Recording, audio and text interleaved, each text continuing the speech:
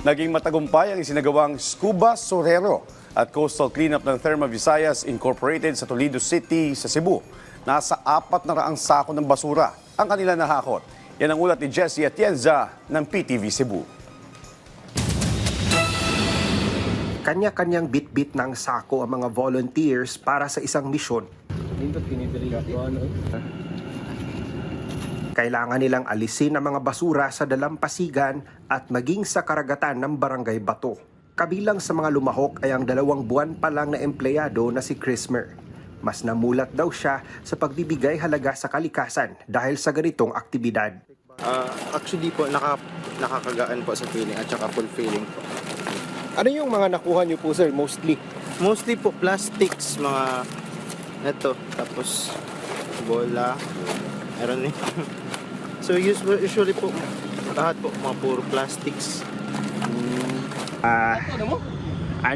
Makikita natin dito sa harapan ko, nagtulong-tulong na yung mga volunteers para sa pagkuha. Ito mga basurang sumiksik na dito sa mga malalaking bato.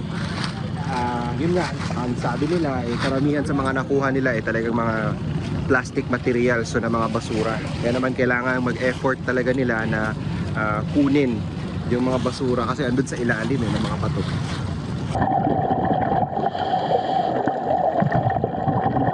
Maging sa ilalim ng dagat, may mga nakuha ring basura.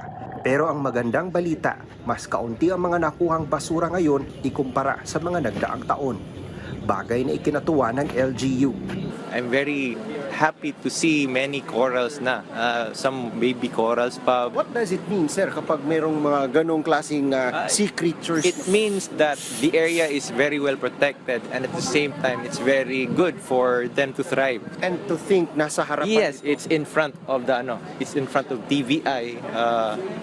It's coal generated, but still if they just see what's in there, para siyang maliit na sanctuary. Objective talaga natin is to be responsible in terms of yung sa community natin, clean up ng dagat natin, but at the same time create awareness ng mga tao natin na hey, there's a way to be responsible and there's a way to be to create impact to the community and to the environment.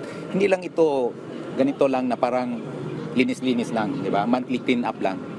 It's more on creating awareness to the rest of the community na parang TBI and the rest of the community is doing this one, investing their time, investing their resources, and we created it. It's about time for us to be responsible in terms of solid waste management.